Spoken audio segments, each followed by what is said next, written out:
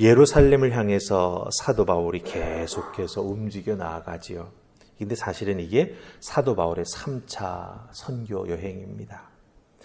예루살렘에 가서 선교 보고를 하고 하나님께서 이방인들 사이에서 어떻게 구원의 은혜를 베풀어 주셨는지 그것을 전하고 싶은 마음에 사도 바울은 예루살렘을 향한 계속된 선교 여행을 이어간다라고 하는 것이죠. 그런데 여러분들 21장을 잘 보면 이 사도 바울이 계속해서 선교 여행을 해 나아가는데 도시에서 도시로 옮겨 나아가는 모습을 보게 됩니다. 움직임이 있습니다. 사도 바울이 얼마나 예루살렘을 향해서 쉬지 않고 움직여 나아가는가라고 하는 것을 보여주는 단어들이 나옵니다. 한 도시에 가서 제자들을 만나고 작별합니다. 배를 타고 어디로 가서 또 어디로 항해에 나아가서 만났다가 헤어지면서 전송하고 또한 떠나가는 이런 계속 움직여 나아가는 그런 표현들과 단어들이 사용되는 것을 보게 됩니다. 그런데 중요한 것은요, 바울이 이렇게 애써서 계속해서 움직여서 목적지로 삼고 있는 예루살렘을 향해서 점점 가까이 가고 있지 않습니까? 그런데 바울이 그렇게 가고 싶어하는 예루살렘에서 바울을 기다리는 것은 무엇입니까? 박수 쳐주고 잘하고 수고했다라고 위로하고 환영해 주는 것이 아닙니다. 유대인들에 의해서 잡히고 이방인의 손에 넘겨져서 재판받는 그런 고난과 핍박이 기다리고 있습니다. 사도 바울은 이런 소식을 제자들을 통해서 또한 하나님의 예언을 통해서 듣게 되지요. 그럼에도 불구하고 바울은 계속 예루살렘을 향해서 움직이고 떠나고 또한 헤어지고 만나고 헤어지면서 앞으로 가고 있다라고 하는 것입니다.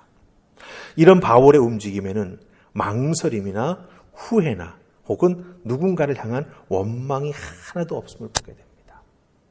뜨거운 열정을 가지고 그 모든 것을 감당하며 움직여 나아가는 바울의 모습을 보게 되죠. 디모데후서 4장 7절과 8절에서 사도 바울은 이렇게 말합니다. 나는 선한 싸움을 싸우고 나의 달려갈 길을 마치고 믿음을 지켰으니 이제 후로는 나를 위하여 의의 면류관이 예비되었도다. 이렇게 말합니다. 예루살렘을 향해서 움직여 나아가는 바울의 모습. 나는 정말 선한 싸움 싸워서 여기까지 잘 달려왔다. 후회 없다.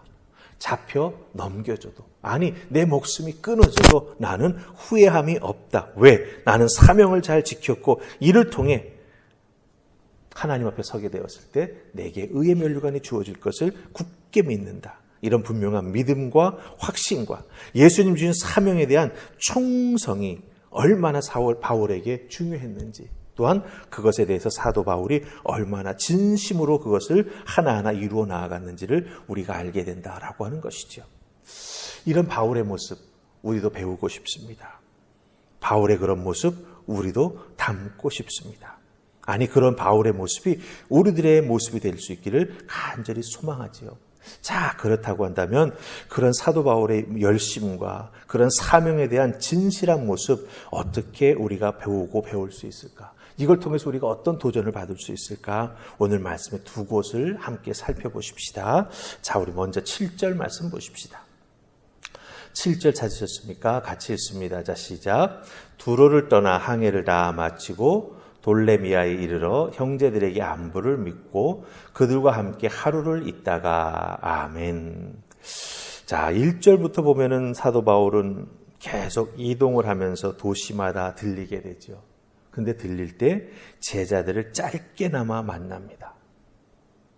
네, 우리가 읽은 7절 말씀 보면은 형제들의 안부를 물으면서 그들과 함께 하루를 있었다. 이렇게 말합니다. 안부를 묻는다라고 하는 것 하루밖에 머무르지 않으니 짧은 시간이지 않습니까?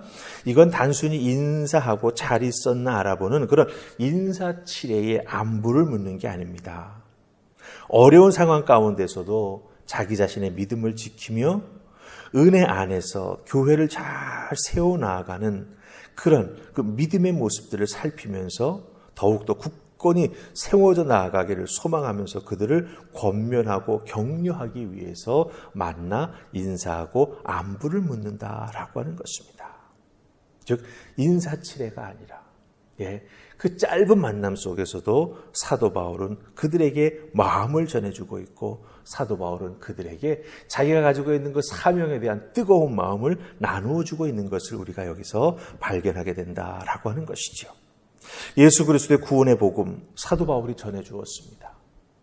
그들을 말씀으로 어떻게든지 양육해서 그 지역의 그 교회를 세워나가고 지켜나갈 수 있도록 그들을 세워주었습니다. 그들이 흔들리지 아니하고 믿음에 굳게 서 나아가며 그 지역을 잘 믿음을 가지고 복음화시켜 나아가는 그런 복음 거점이 되기를 간절히 바라면서 그들을 계속 돌보아주고 있는 것이죠. 만날 수 없으면 기도를 통해서 이렇게 지나가면서 잠시라도 들릴 수 있으면 어떻게든지 얼굴을 보면서 그렇죠? 그들을 격려하고 그들을 향한 사도 바울의 그 뜨거운 마음을 전해주고 있는 것을 우리가 여기서 발견하게 된다라고 하는 것입니다. 자, 그럼 중요한 것 있습니다. 바로 이 안부를 묻는 것. 어떻게든지 만났을 때 그저 인사치레하고 지나가는 것이 아니라 사도 바울처럼 격려하고 위로하고 힘을 주는 그런 만남을 우리가 만나야 되고 우리에게 그것이 필요하다라고 하는 것입니다. 성도들 간의 만남, 서로를 세워주고 또한 그들을 격려해주고 이끌어줄 수 있는 이 사도 바울의 마음과 마음이 만나는 그런 귀한 안부를 묻는 그런 모습이 우리에게 있을 때 우리는 든든하게 세워질 것이고 주의 몸된 교회는 더욱더 복음 전하는 일에 최선을 다하는 아름다운 교회가 될 줄 믿습니다.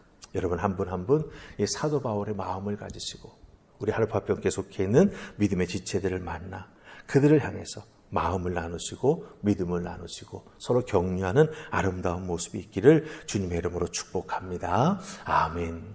자, 그 다음 우리 한 구절 더 보십시다. 13절 말씀 보십시다. 13절 다 찾으셨죠? 우리 같이 읽습니다. 자, 시작. 바울이 대답하되 여러분이 어찌하여 울어 내 마음을 상하게 하느냐? 나는 주 예수의 이름을 위하여 결박당할 뿐 아니라 예루살렘에서 죽을 것도 각오하였노라 하니. 아멘. 사도 바울에게 예루살렘 올라가지 말라고 거기 가면 고난이 기다리고 있다고. 자, 만나는 사람들마다 그렇게 권면을 하니까 사도 바울이 마음이 많이 상했던 것 같습니다. 여기서 이 마음이 상했다라고 하는 것은 그런 자꾸 말을 듣게 되니까 마음이 좀 심란한 거죠. 사도 바울도 예루살렘에 올라가면 어떤 결과가 기다리고 있는지 듣는 귀가 있지요. 동역자들이 전해주는 것들이 있지요. 그 상황을 알고 있는데 주변에 있는 사람들이 올라가지 말라, 가면 핍박당한다. 그런 말들을 계속하니까 사도 바울도 마음이 많이 심란해진 것 같습니다. 하지만 13절 말씀 그리고 그 뒤에 나오는 말씀을 보면은 사도 바울이 이런 상황 속에서도 어떻게 됩니까? 그 사명의 초점을 다시 한번 정확하게 붙잡는 것을 보게 됩니다. 흔들리지 않습니다. 사도 바울은 초점을 어떻게 잡습니까? 나는 주 예수의 이름을 위하여. 이게 바로 사도 바울의 초점입니다.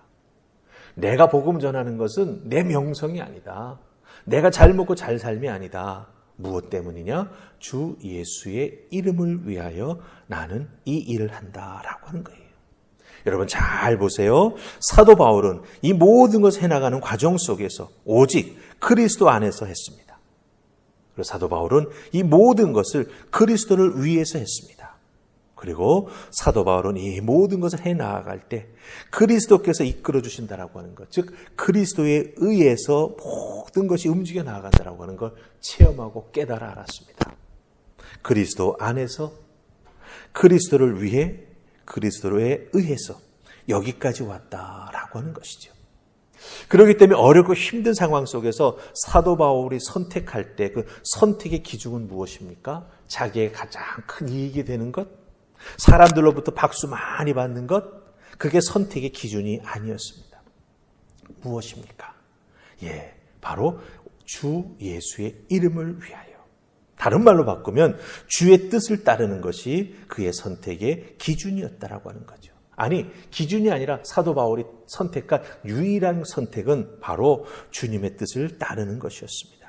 이것이 사도 바울의 기준이었고 사도 바울의 지금까지 살아온 모습이었고 그걸 통해서 정말 땅끝까지 이르러 복음을 전하는 이방인의 사도가 될 수 있었다라고 하는 것입니다.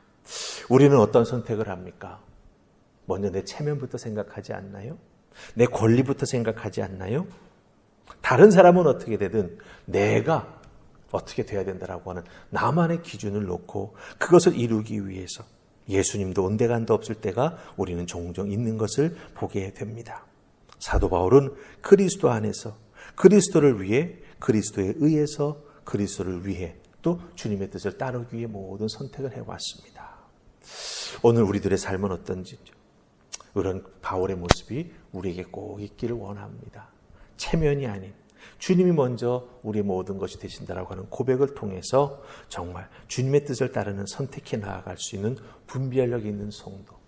나를 향한 주님의 마음이 어떤 것인지를 깨달아 알아야 분별해 갈 수가 있지요.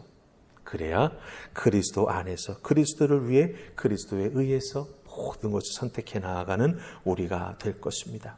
주님은 여러분 한 분 한 분을 향한 주님의 계획이 있습니다. 그러기에 그리스도를 믿으라고 불러주셨고 이 하늘파평교에서 신앙생활에 나아갈 수 있도록 믿음의 터전도 주셨습니다. 이곳에서 여러분의 믿음의 뿌리를 깊이 내리시면서 사도 바울처럼 주 예수의 이름을 위하여 나를 위한 것이 아니라 주님을 위해서 선택하고 주님을 위해서 헌신하며 나아가는 그런 귀한 모습이 있기를 주님의 이름으로 축복합니다. 그럴 때 우리 주님께서 여러분을 높여주신다라고 하는 것 꼭 기억하시고 그 은혜를 누리신 하나님의 자녀들 되시기를 다시 한번 주님의 이름으로 축복합니다. 아멘. 우리 기도하십시다. 사도 바울이 자기 앞길에 고난이 있다라고 하는 그 소식을 들으면서도 한 걸음 한 걸음 앞으로 나아갑니다. 그 나아가는 발걸음에는 후회가 없고 주저함이 없습니다.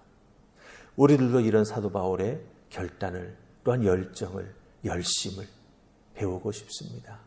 도와주시고 성령 하나님 역사하여 주셔서 우리들의 인생의 목적이 예수에게만 맞춰질 수 있도록 주여 도우시고 주님의 뜻을 따르는 선택을 해 나아갈 때마다 오히려 우리 주님은 우리에게 더 많은 은혜와 더 많은 복의 복을 더하여 주고 계심을 깨달아 하는 아니 체험해 나아가는 우리 모두가 되게 하여 주시옵소서.